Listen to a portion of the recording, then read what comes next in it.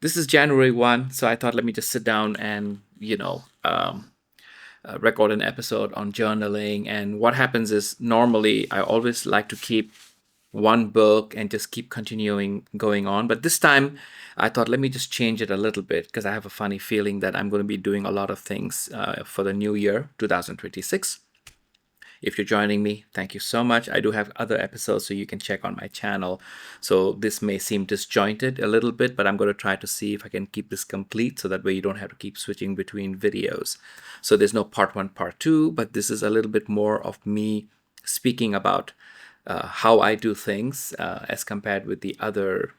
Like the other video I was talking about it, and now I'm again talking about it in a different way. So this time, what I'm doing a little bit differently is this is the book that I have, and I do have some pages more. And what I did was I normally would always complete it and then go to the next book. But yesterday I was feeling a little bit, I guess it was December 31st, and I was feeling a little bit like, let me just go to the bookshop and see if I can get a new book and just maybe do something a little bit different, start differently. So that way it's just kind of like this is the 2025 book, and I'm going to have another book which will be 2026, at least the starting of it. So I did pick up this book. I went and picked up this book. It's much thinner, and it's more lighter, and it's easy to carry. And that's one of the requirements that I give myself, is I want to make sure that I am able to take my book anywhere I want to go. If I get myself a very big book, then I'm afraid that I will feel like, because remember, when I'm moving around, sometimes I'm editing in different places because I do edit videos professionally. And I take my laptop, I take my speed editor. I have a speed editor because I use DaVinci Resolve, so I have a speed editor. And of course, I take my mouse and my mouse pad. So it's like I'm taking a lot of things already in my bag, and I don't want to sacrifice not taking my journal with me because I like this to be with me as much as possible. That's why one of my requirements is not to get a book that is too big and heavy. Now, this one has a little bit of a weight because it's pretty good quality, but I didn't pay a lot for it. Believe me, this was less than $2. If this was New York City, I probably would have paid at least $8 for this book. But I picked it up for $2, brand new, which you can't really argue with. Anyway, so this is the book that I got yesterday. A little bit excited, and I spent like a couple of hours yesterday. Prepping the book. That is one thing that you would do, is whenever you get a book, this book is like your assistant, your extension. It is there to help you. It's not there to create more work for you, but it works if you just take a moment and kind of like prep it up. So what I do first thing is, and I know I see that's what I was mentioning in my other video, is a lot of people don't do it, is I will number the pages. I will always number the pages. And this is not an original idea. I've seen people do it before, but not in the journaling world. They would do it for different topics. Like I have a book which I'm using only for editing, like cinema and stuff like that. And I number it, and I have a table of contents in the beginning of the book, so that way I know that if I'm looking for certain things like shortcuts of editing or cinema lenses and stuff like that, I know which pages to go to immediately, rather than flipping the entire book trying to look for something in particular. So, but this is a journaling book. So here what happens is, when I write stuff, sometimes I will write the same thing in 3 different places. And because of that, I'd like to keep the page number, so that way when I'm reading, I will also write, please refer to page number 44. So I will switch to 44 and see what did I write about that. Because that's the idea of journaling, is you're not writing one thing and then you're moving on. In some cases, yes, you are. But for the most part, you are trying to revisit certain things and trying to work things out. That's what you're trying to do. Is you have some situation or some problem or something that's worrying you, something that you're planning to do, and you are not sure if the plan is good or not. So you want to write that up. You want to write it out in detail a few times. And in that writing process, you will realize what the solution should be or could be. And it's like the book somehow advises you, even though you're the author. nobody else Nobody else is coming and writing this book. You are writing it. And the next thing you know, you are telling yourself some really good ideas. But you can't do that in one sitting. Sometimes you may look at the same problem and write it 10 times. And in the process of writing it 10 times, you'll find the solution. You'll find something that you're comfortable with. And you'll be very happy because, I always reread my journals. And sometimes I'll go back and I'm like, wow, really? Did I thought about that situation like that? Because now I'm thinking about the same situation quite differently because, time passed, right? And I feel it's so much more better now than it was when I originally wrote it. So it's like draft, redraft, it feels like that. So because of that, I like to keep page numbers so that way I can jump up and down. I also have page number cross-referencing my books because remember, this is a very small book. So this will last me maybe, like now it's January. So this is January, February, March, maybe till March. I'll probably end up because I love writing. I totally, totally love writing. Those of you who have subscribed to my channel, I'm so much into pens. I even have a pen case.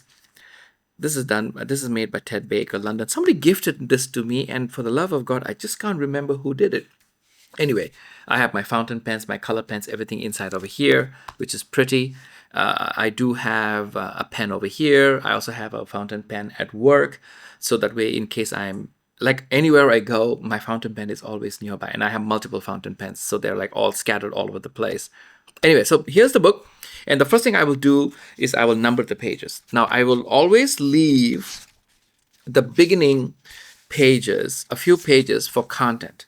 I'm doing it in reverse. So that means I will write on my journal pages. And if I find something that is a little bit important, I will go back to my content, write the page number, and write what I wrote about. Maybe 1 or 2 lines. I will not go into so much detail. So that way, when I'm trying to look for something, I can always go back to the content page and I can look and say, oh, I wrote about this page number, this, and then I can go and start reading what I wrote. I also do another thing. So this is my content page. This is my content page. I have another one which is known as memory or reminder page or remember pages. It means like the last time I went on holiday with my uncle and aunt, when did I go? Because time flies so fast, right? So I wrote it down. It's over here, actually. I wrote it down. So now I remember when was the last time I went there and with my uncle, my family. So I wrote it down. I also write down someone's birthday or anniversary, like anything that I want to remember. I know some of us are very much like, oh, come on, I remember that in my head. Yes, I can also remember things in my head, but you know what? I don't want to do that. I want to write it down. I want to be very sure. Pale ink is better than memory. So I like to write it down because I know for sure that's what it was. That's the date, that's the time, that's the place. I'm very detailed when I do that. That comes to my other point. Like when you're writing a journal, yes, this book is 2025. But when you're writing on your page, always include the day, the date, the time you wrote. That's what I do.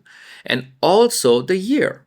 Because what happens is sometimes I will have something like this and I will take a digital photograph of it and I will either send it to myself or I have like a website where I will put something on my website. So when I'm looking at it, or even when I'm looking at it on my phone is right over here. So even when I'm looking at it on my phone, it's like, that was 2025. That was 2023 already. I wrote that 2000. It helps you. So every page I will always write the day, the month, the time, and also the year. So like this one, I will always write 2026 because I look at some of my older journals and maybe in the writing process, maybe I was writing and I wasn't paying attention and I forgot to write the year. I wrote the date, of course, and the time, but I forgot to write the year.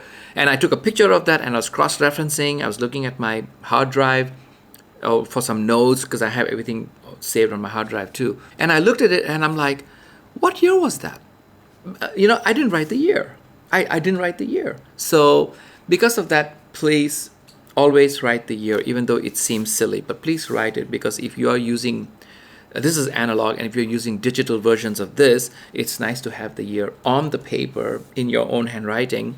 That way you remember, oh yeah, it was that year. Because believe me, guys, believe me, time flies very fast right now. Look at this. We are already day 1, January 2026. We're here already. It was only 2025, a few hours ago. It's like we're already there. So this is how I like to do it. One is numbering pages. Second is, the other thing is I bought this book and I paid a little bit more cheaper than my other book, and I could see that when I was writing, the ink, because I used fountain pen, and the ink was showing up a little bit on the other side. So you may not like that. I don't mind it as much, just because even though I'm picky, I'm not that picky. And I wanted my book to be a little bit on the lighter side. So this is not exactly tissue paper, but I can see the blue ink is showing up a little bit on the other side. But I don't press my pen so much. Some of us, when we are writing, we do press our pen very hard. So if you do that, be sure to check the quality of the paper of the book that you buy, because it may show up on the other side and you may not like it. It may have like a braille feel also. That's why I don't like use ballpoint pen. I like to use either a felt tip pen, like something like this guy over here, or of course fountain pen. So 99% of the time I'm using fountain pen when I'm writing. And if I'm doing any other kind of notes, and I use like a different pen just to differentiate the writing, so that when I'm writing, my fountain pen is a regular nib, so it's not super sharp. I use a Sailor pen, which is a beautiful brand, beautiful nib, fantastic writing. And I use a Sailor to do my regular writing. But if I'm doing something very different, like I'm trying to write something different inside my notes, I will use one of these pens. I don't know what pen is this. This is called the Unipen Superfine Pigment. This is a 0.1, and I will use this to write. And I have this in different colors, blue, red, and black.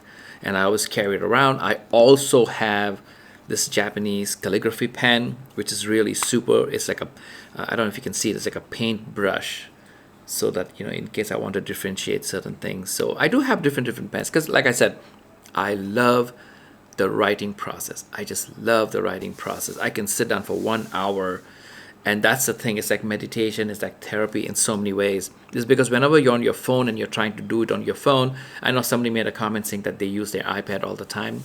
It's nothing wrong. But you know what? When I'm on my phone, believe me, I am writing something, and the next thing you know, I'm on Instagram, or I'm on Facebook or YouTube Reels, and then the next thing, I'm doing something else, which I didn't go there for that, and now I'm doing something else. So when you have a book right now like this, there is no YouTube, no Facebook, no nothing. This is it. You are here, focus, doing this. And when you're done, you close it, you put it aside, and then you go and do the next thing. So anyway, I don't want this video to be too long. Happy New Year, in case you are joining me now. If you're joining me later. See, that's the other thing I want to say about New Year's, if you don't mind, is, listen, every day is New Year's, okay? Not just January 1. Every day is New Year's. Every morning you wake up, it is the start of that day of your life. So don't be like, yeah, I'm gonna do things tomorrow. Certain things you have to do tomorrow. Like I went to the market today. I picked up some coffee and bread, breakfast, and the market was like just across the street. And I told myself, why don't you just go and buy something? And I didn't. And when I came home, I'm like, man, you should have just done it. It was just right there. But there was some traffic, so that's why I didn't do it. Anyway, thank you very much, guys. I hope you like and subscribe. Make comments. Let me know what you think. How do you do your book? This entire thing is a learning process.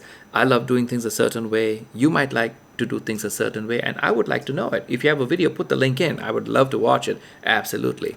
So thank you. God bless. See you guys in my next video. Bye-bye. Ooh, now I'm going to start writing. This book is not exactly French, but it says Je suis heureux, means I am happy. I'm happy. I'm happy. All right.